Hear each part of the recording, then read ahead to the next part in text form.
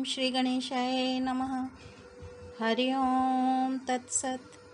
श्रीमद् भागवत में प्रथम स्कंध में तीसरा अध्याय शुरू करते हैं। भगवान के अवतारों का वर्णन। श्री सूत जी कहते हैं, सृष्टि के आदि में भगवान ने लोकों के निर्माण की इच्छा की। इच्छा होते ही उन्होंने महतत्व आदि से निष्पन्न पुरुष रूप ग्रहण किया। उसमें 10 इंद्रियां, 1 मन और 5 भूत, ये 16 कलाएं थीं। उन्होंने कारण जल में शयन करते हुए जब योग निद्रा का विस्तार किया, तब उनके नाभि सरोवर में से एक कमल प्रकट हुआ और उस कमल से प्रजापतियों के अधिपति ब्रह्मा जी उत्पन्न हुए। भगवान के उस विराट रूप के अंग प्रत्यंग में ही समस्त लोकों की कल्पना की गई है। ये वह भगवान का विशुद्ध सत्वमय श्रेष्ठ रूप है। योगी लोग दिव्य दृष्टि से भगवान के उस रूप का दर्शन करते हैं। भगवान का वह रूप हजारों पैर, जांघें, भुजाएं और मुखों के कारण अत्यंत विलक्षण है।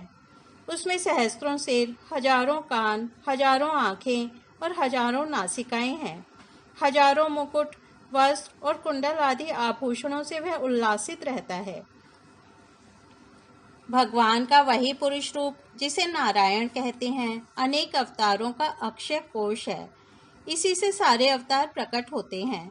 इस रूप के छोटे से छोटे अंश से देवता, पशु पक्षी और मनुष्य आदि योनियों की सृष्टि होती है। उन्हीं प्रभु ने पहले कौमार सर्ग में सनक, सनंदन, सनातन और सनत कुमार, इन 4 ब्राह्मणों के रूप में अवतार ग्रहण करके अत्यंत कठिन अखंड ब्रह्मचर्य का पालन किया। दूसरी बार इस संसार के कल्याण के लिए समस्त यज्ञों के स्वामी उन भगवान ने ही रसातल में गई हुई पृथ्वी को निकाल लाने के विचार से सूकर रूप ग्रहण किया। ऋषियों की सृष्टि में उन्होंने देवर्षि नारद के रूप में तीसरा अवतार ग्रहण किया और सात्वत तंत्र का, जिसे नारद पांचरात्र कहते हैं, उपदेश किया। उसमें कर्मों के द्वारा किस प्रकार कर्म बंधन से मुक्ति मिलती है, इसका वर्णन है। धर्मपत्नी मूर्ति के गर्भ से उन्होंने नर नारायण के रूप में चौथा अवतार ग्रहण किया। इस अवतार में उन्होंने ऋषि बनकर मन और इंद्रियों का सर्वथा संयम करके बड़ी कठिन तपस्या की। 5वें अवतार में वे सिद्धों के स्वामी कपिल के रूप में प्रकट हुए और तत्वों का निर्णय करने वाले सांख्य शास्त्र का, जो समय की फेर से लुप्त हो गया था, आसुरी नामक ब्राह्मण को उपदेश किया। अनसुया के वर मांगने पर 6ठे अवतार में वे अत्रि की संतान दत्तात्रेय हुए। इस अवतार में उन्होंने अलर्क एवं प्रहलाद आदि को ब्रह्म ज्ञान का उपदेश किया। 7वीं बार रुचि प्रजापति की आकुति नामक पत्नी से यज्ञ के रूप में उन्होंने अवतार ग्रहण किया और अपने पुत्र याम आदि देवताओं के साथ स्वयंभुव मनवंतर की रक्षा की। राजा नाभि की पत्नी मेरु देवी के गर्भ से ऋषभ देव के रूप में भगवान ने 8वां अवतार ग्रहण किया।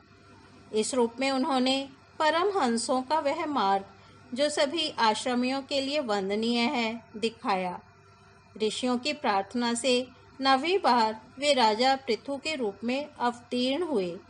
शौनकादि ऋषियों, इस अवतार में उन्होंने पृथ्वी से समस्त औषधियों का दोहन किया था। इससे यह अवतार सबके लिए बड़ा ही कल्याणकारी हुआ।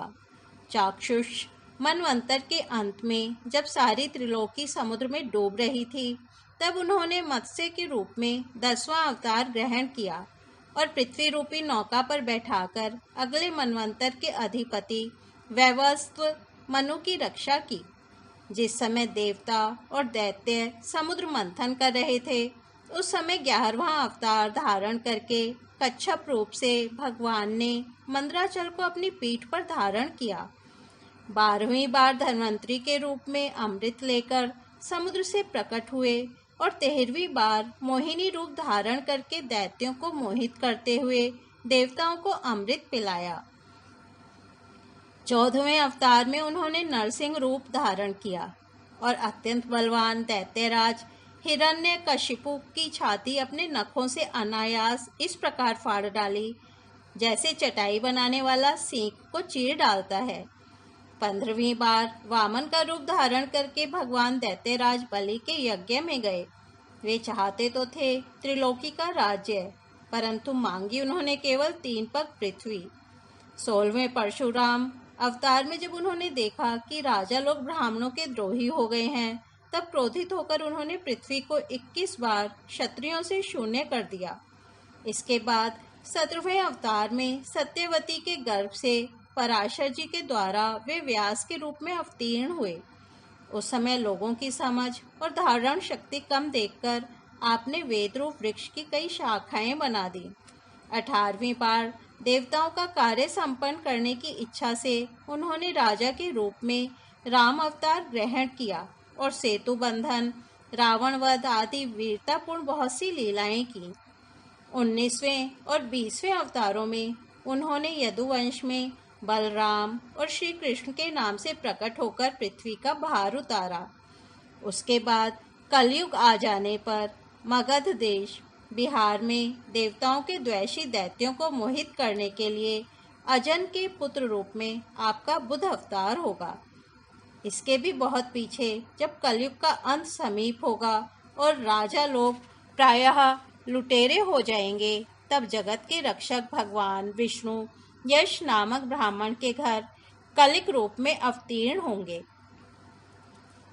शौनकादि ऋषियों जैसे अगाध सरोवर से हजारों छोटे छोटे नाले निकलते हैं, वैसे ही सत्वनिधि भगवान श्री हरि के असंख्य अवतार हुआ करते हैं। ऋषि, मनु, देवता, प्रजापति, मनुपुत्र और जितने भी महान शक्तिशाली हैं, वे सबके सब भगवान के ही अंश हैं।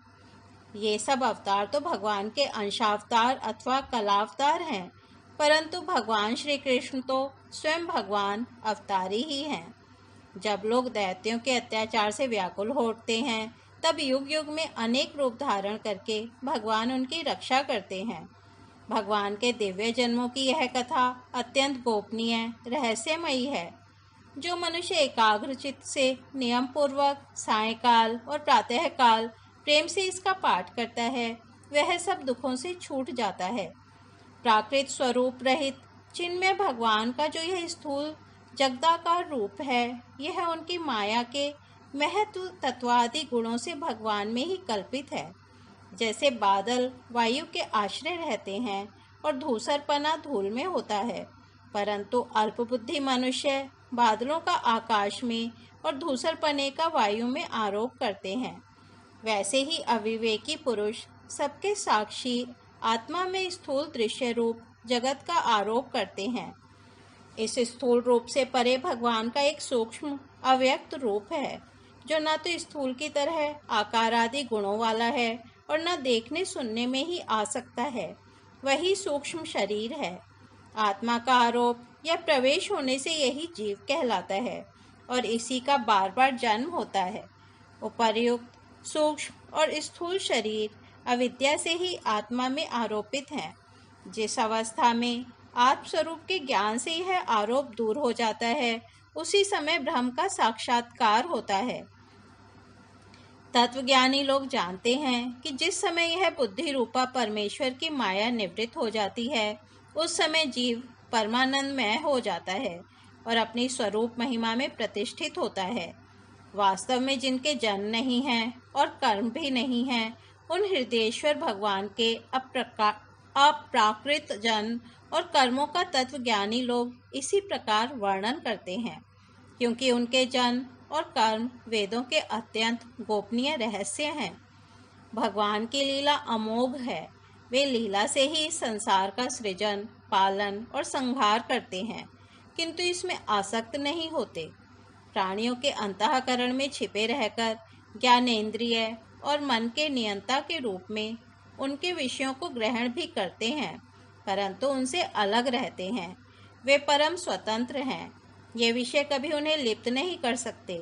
जैसे अनजान मनुष्य जादूगर अथवा नट के संकल्प और वचनों से की हुई करामात को नहीं समझ पाता, वैसे ही अपने संकल्प और वेदवाणी के द्वारा भगवान के प्रकट किए हुए इन नाना नाम और रूपों को तथा उनकी लीलाओं को को बुद्धिजीव बहुत सी तर्क युक्तियों के द्वारा नहीं पहचान सकता।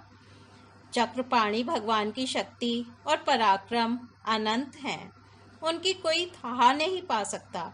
वे सारे जगत के निर्माता होने पर भी उससे सर्वथा परे हैं।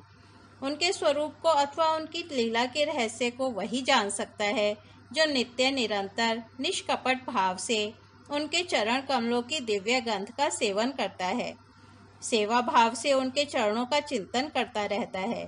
शौनक आदि ऋषियों, आप लोग बड़े ही सौभाग्यशाली तथा धन्य हैं, जो इस जीवन में और विघ्न बाधाओं से भरे इस संसार में समस्त लोकों के स्वामी भगवान श्री कृष्ण से वह सर्वात्म आत्मभाव, वह अनिर्वचनीय अनन्य प्रेम करते हैं, जिससे फिर इस जन्म मरण रूप संसार के भयंकर चक्र में नहीं पड़ना होता।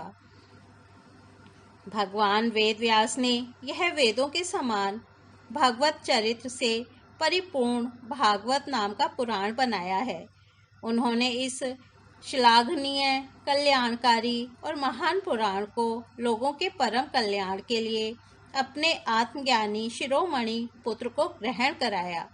इसमें सारे वेद और इतिहासों का सार संग्रह किया गया है। शुकदेव जी ने राजा परीक्षित को यह सुनाया। उस समय वे परम ऋषियों से घिरे हुए आमरण अनशन का व्रत लेकर गंगा तट पर बैठे हुए थे। भगवान श्री कृष्ण जब धर्म, ज्ञान आदि के साथ अपने परम धाम को पधार गए, तब इस कलयुग में जो लोग अज्ञान रूपी अंधकार से अंधे हो रहे हैं, उनके लिए यह पुराण रूपी सूर्य इस समय प्रकट हुआ है। शौनक आदि ऋषियों, जब महातेजस्वी श्री शुकदेव जी महाराज वहाँ इस पुराण की कथा कह रहे थे, तब मैं भी वहाँ बैठा था। वहीं मैंने उनकी कृपापूर्ण अनुमति से इसका अध्ययन किया। मेरा जैसा अध्ययन है और मेरी बुद्धि ने जितना जिस प्रकार इसको ग्रहण किया है, उसी के अनुसार इसे मैं आप लोगों को सुनाऊंगा। इस प्रकार श्रीमद् भागवत में प्रथम स्कंध में तीसरा अध्याय समाप्त होता है। कल हम चौथा अध्याय महर्षि व्यास का असंतोष सुनेंगे। धन्यवाद।